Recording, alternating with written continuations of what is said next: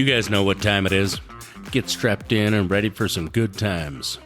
This is the Blowed Out Podcast. What is up, everybody?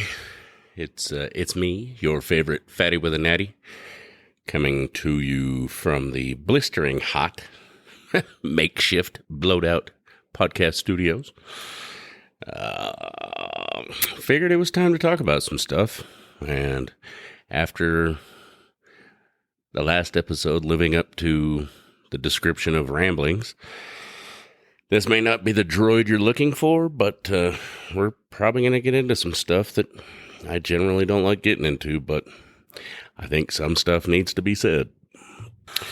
And since I know that internet doesn't work very good, either in a cave or under a rock, I know that everybody listening pretty much knows what's going on, at least in the country at the moment. So let's talk about that, shall we? You know, like I said, I don't like doing this, but man, sometimes some of it is just so much that I can't help myself but go down this road.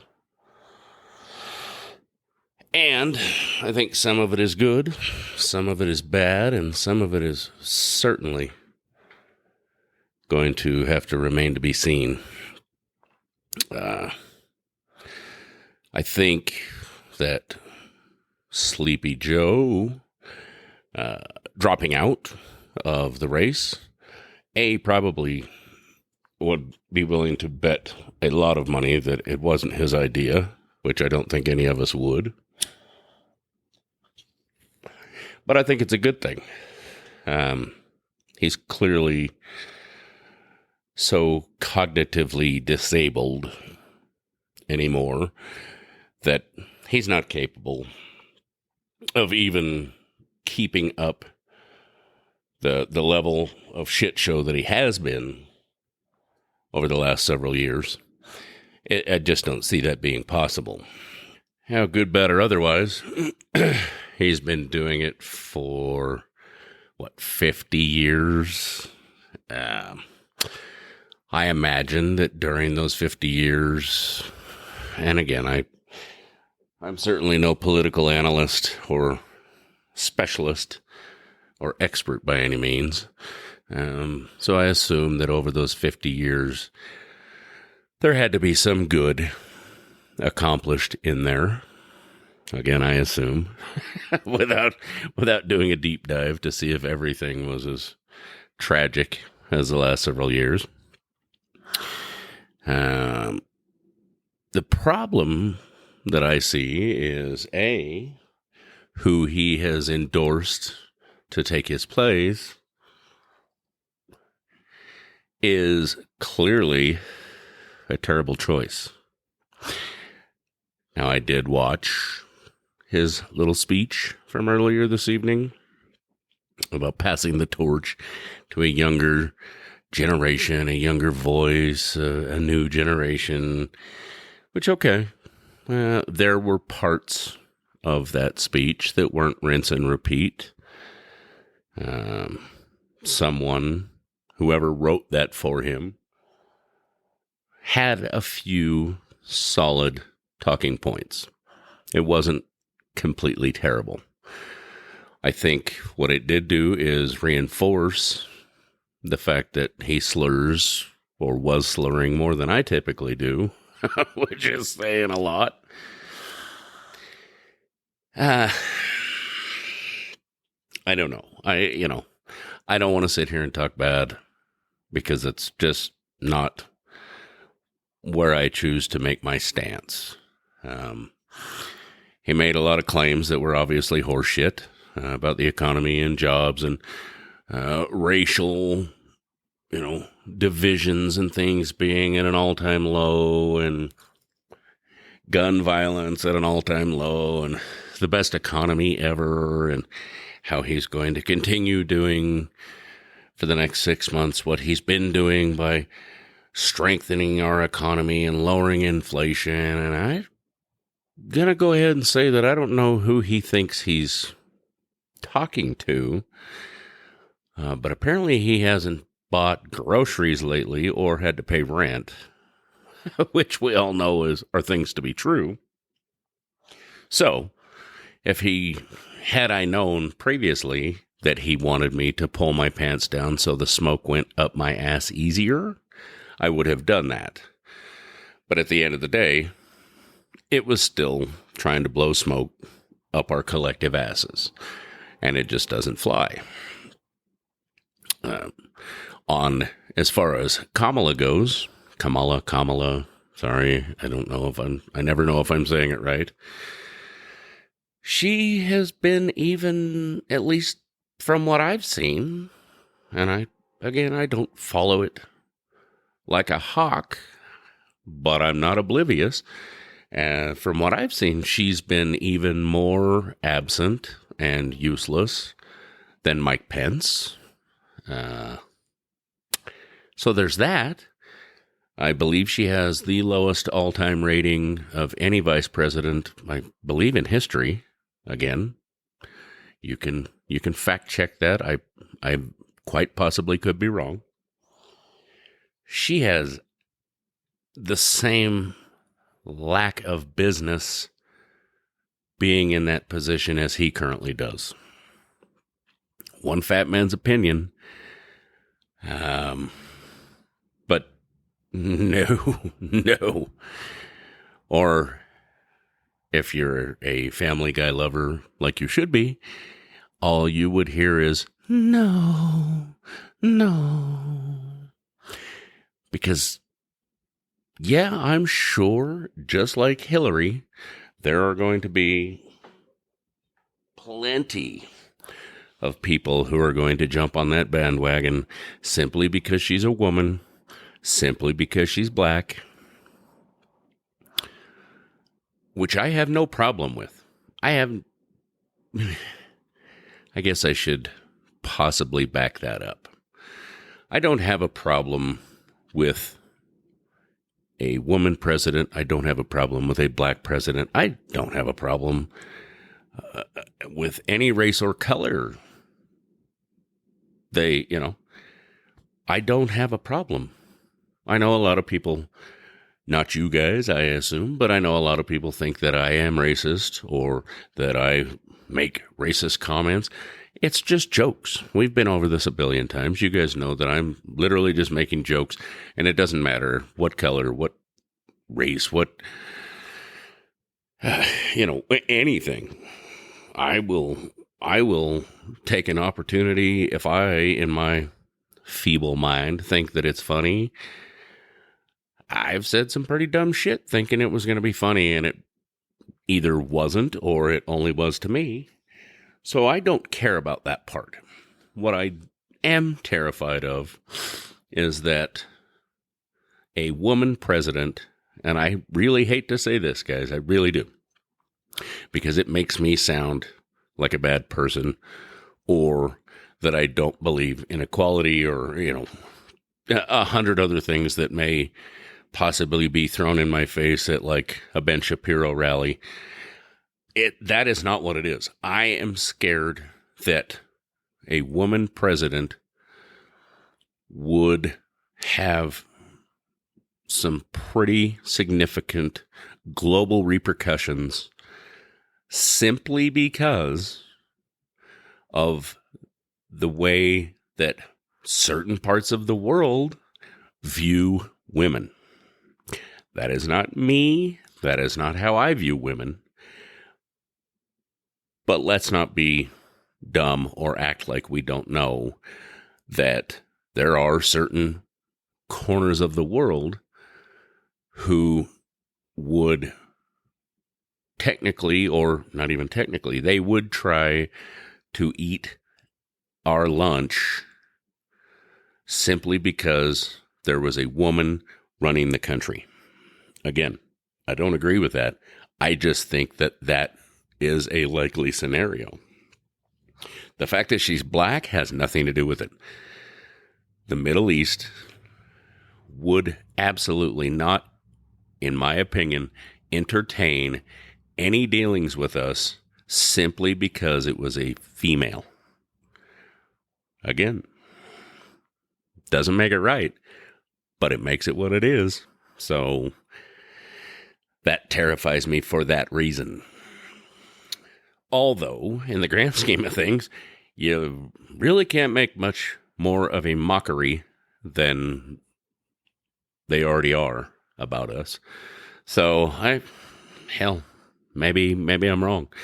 Maybe it would be sixes at this point. I don't know. But I certainly believe in my heart, regardless of the fact that she's a woman or regardless of the fact that she's black, I think she's a terrible choice, regardless, just because of how she is, her lack of abilities. Again, just my opinion.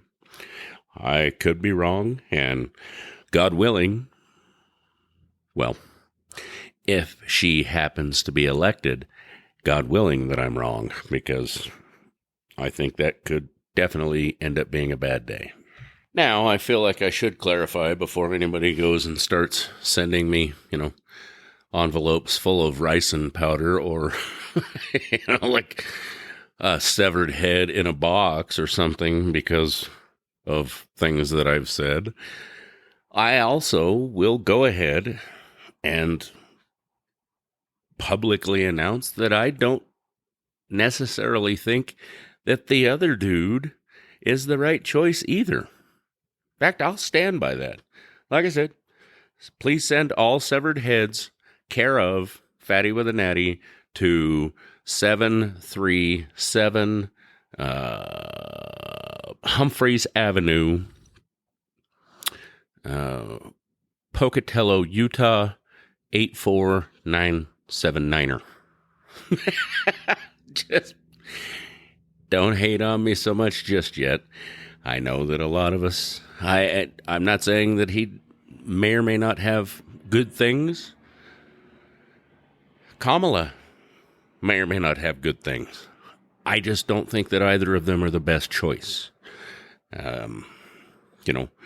During Trump's administration, there were a lot of good things. There were a lot of bad things.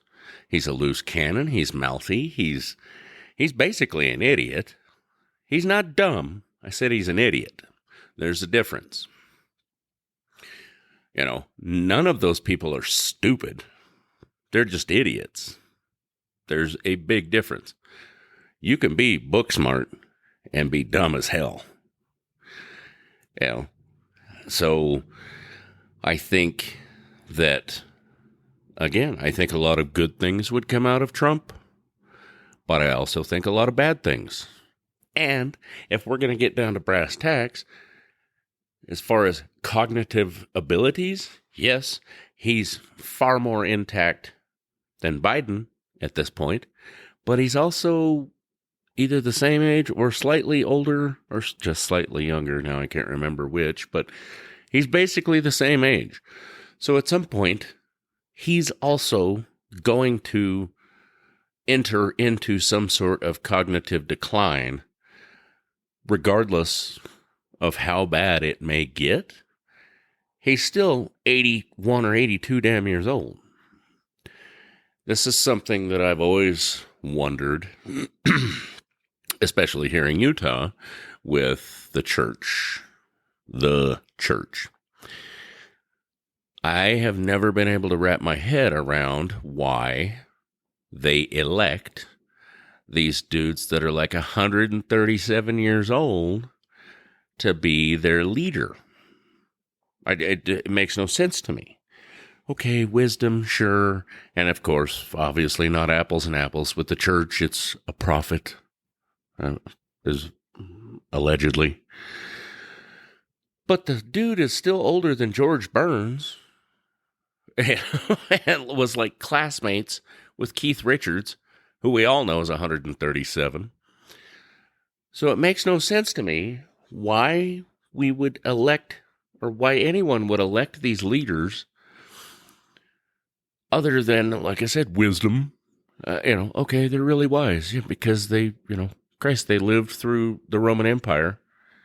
Cool, but what can you possibly glean, or for how long can you glean anything from that poor old dude?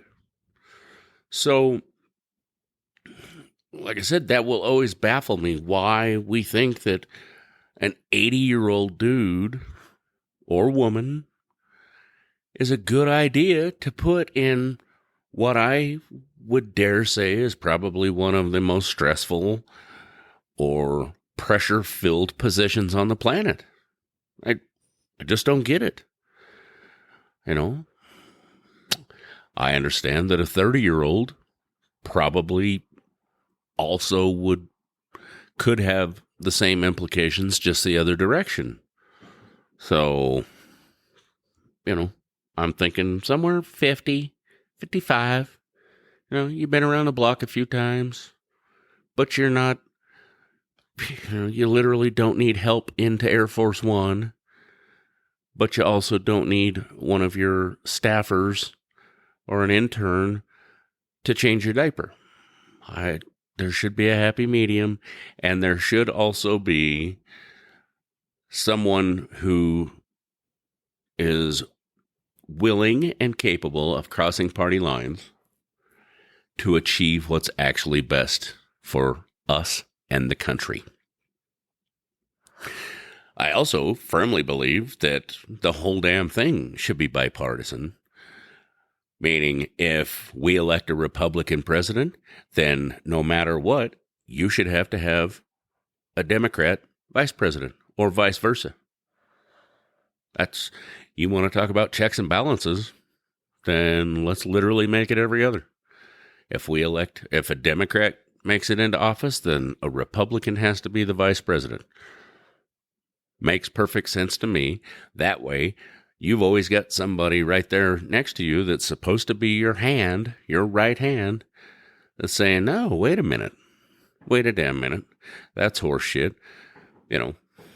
But again, we all know that it doesn't matter because it's just about money and agendas. So it's what some people may call a quandary, I believe, if I'm using that word right. Much like every election that I've been old enough to comprehend, it's going to come down to the lesser of two evils, just like every other time. And whoever makes it is going to be 50-50, 50% good, 50% shite. Like I said, our current way of doing things doesn't allow for anything other than that. So that's a problem. In all fairness, I was hoping to get Maddie Without a Natty in on this with me, so that we could bounce this back and forth and have a little bit more of a discussion about it. Like I said, again, a back and forth, because I don't know that I'm completely doing it justice just by myself, but we got to try and squeeze him in where we can. So he's not currently with me on this one, as you may or may not have noticed already. But at the end of the day, much like this podcast, it's going to be what it is. And much like every other day of the year, all we can do is make sure that things are in place to the best of our abilities to cover our own ass, because no one's going to do it for you. They, at this point, are all worried about, the election and everything leading up to it and the current climate of all the political nightmare that it is. They don't give a damn about us. They're not looking out for us. They never have, and they're not going to start now. So it's all up to us, guys. Like I said, I've said it before, and I'll say it again. At this point, we have to watch each other and our own asses, because we're the only ones that are going to. Speaking of Maddie Without a Natty, want to globally tell him happy birthday. Technically, it was yesterday, and I told him yesterday. I didn't forget, but I figured I'd throw him a big shout out. He's a big part of the show, and of course, a great big part of my life. He's my brother through thick and thin, and I love him dearly. So, if you know him or happen to be able to pick him out on the street, wish him a happy birthday, even though it was yesterday. The reason I thought about that is because fireworks are still going off outside, not gunshots, even though we're in the bustling metropolis of Ogden, because it's Pioneer Day. Well, 10 minutes ago or 15 minutes ago, it was Pioneer Day, the celebration of the state of Utah. And of course, people will be doing that until 3 a.m. or the rent money runs out.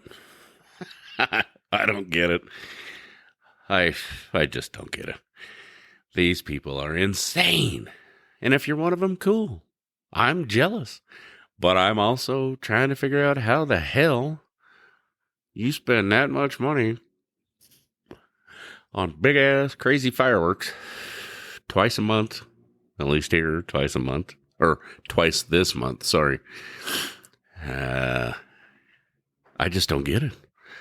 And like I said, I guess call their credit union and ask them to shuffle your payment to the end of the loan. I don't know. I've spent like $300 one time, and it felt like the worst day of my life, and it lasted for about 6 minutes, and it was nowhere near as cool as the stuff that people are bombing around here. It's like the Gaza Strip. Good Lord.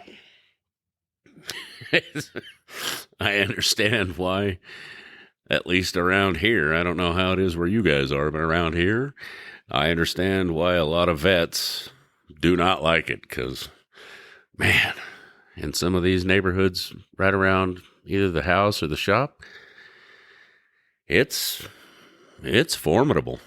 I mean, I've gone out and looked for CNN choppers and shit to see if it was, on the national news. It's wild, but anyhow. And speaking of covering your ass, I don't know if, I assume by now most of you have seen that Biscuit Basin,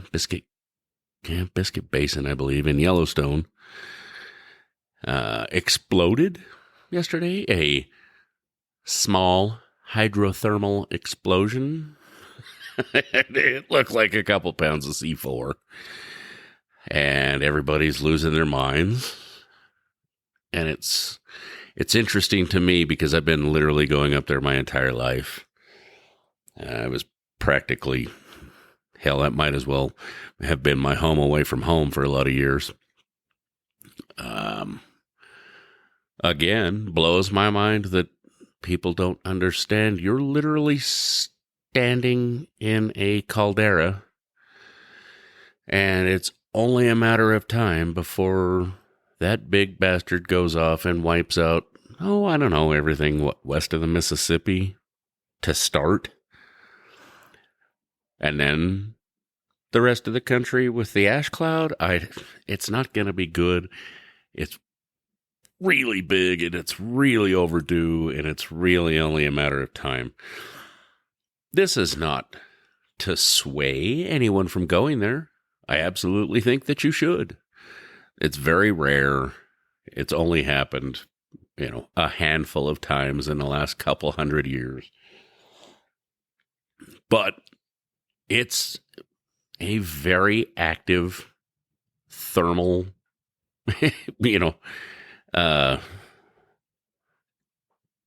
geological, sorry.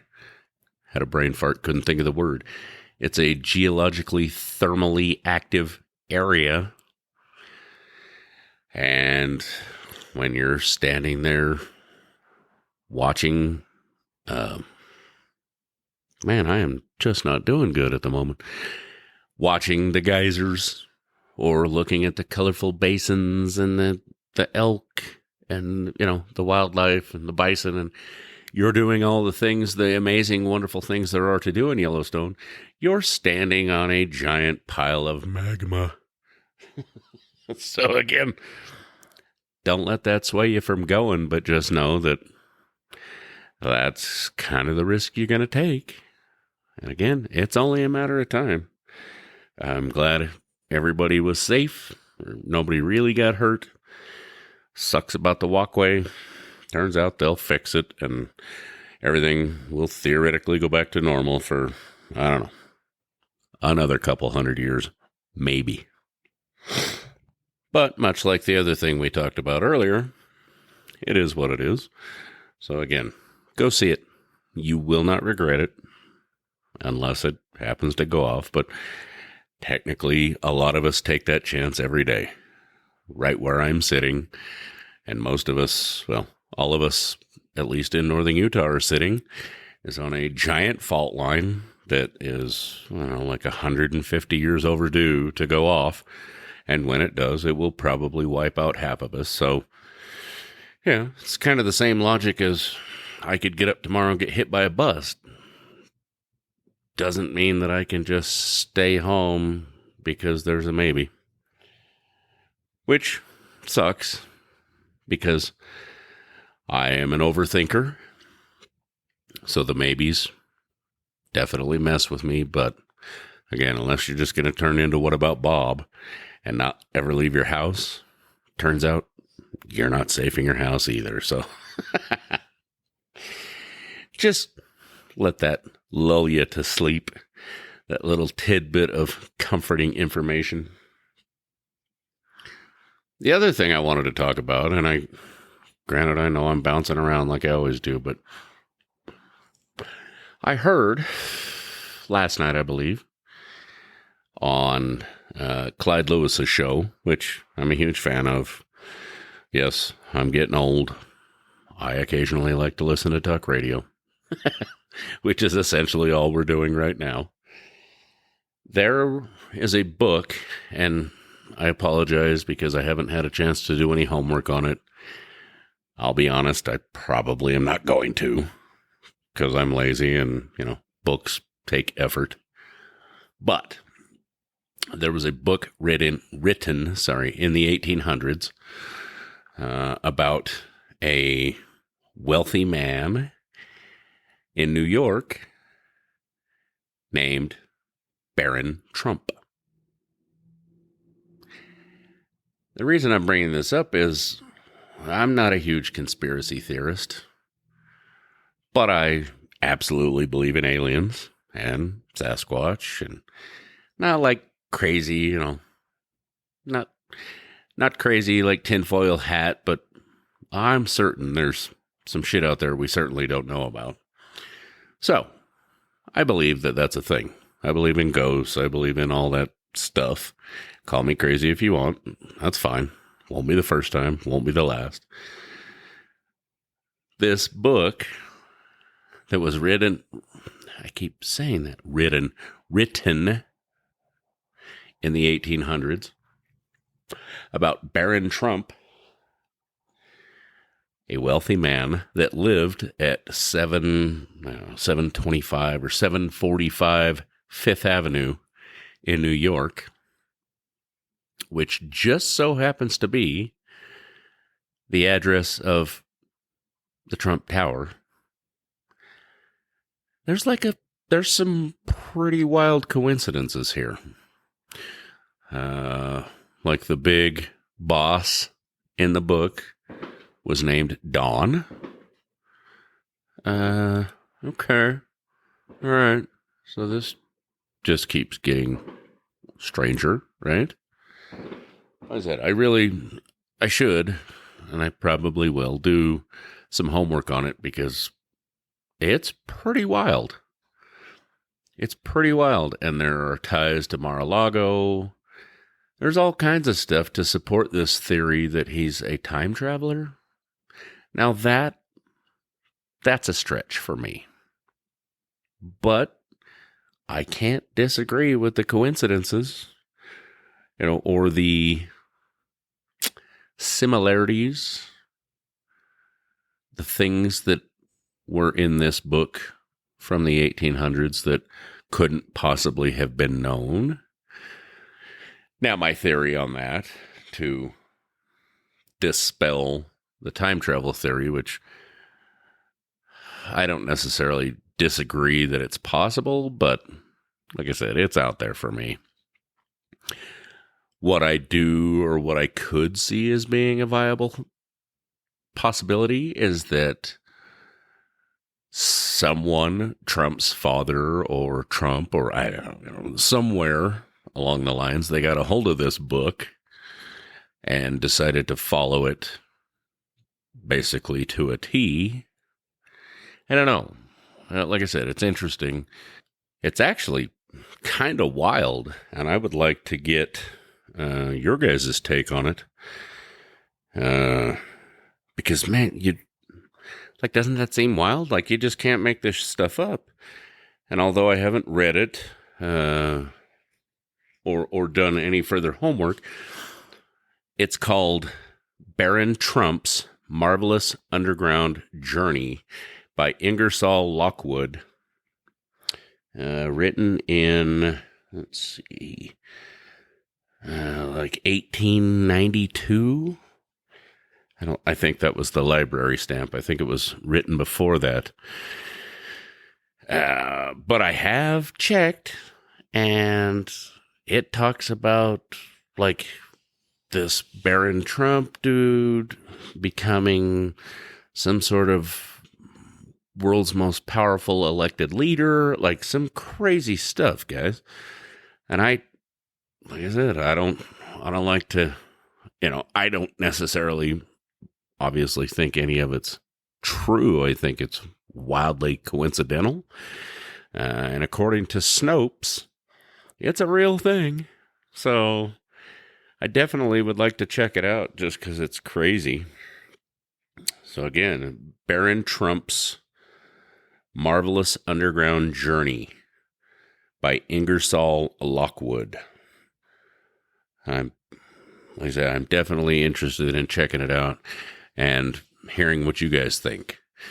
Apparently it's wildly popular with like the 4chan stuff, which I don't even know what that is.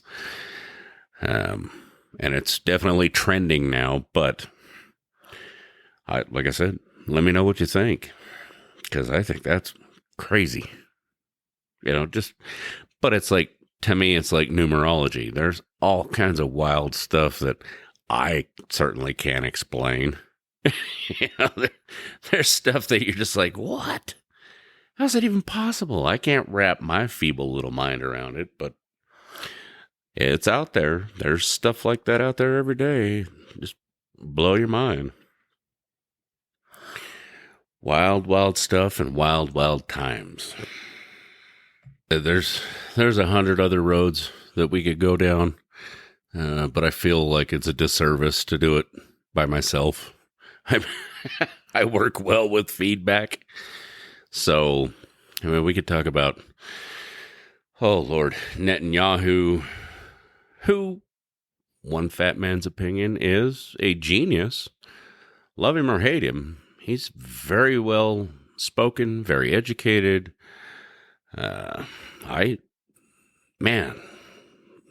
don't necessarily disagree with his political stance or his really recent vow to continue the conflict with Hamas. They got to do what they got to do. But at the end of the day, he just wants money like the rest of them from us, which we don't have to give. You guys all know that. So I don't, like I said, I think he's an amazing individual, leader, possibly. He's definitely very well educated and very well spoken.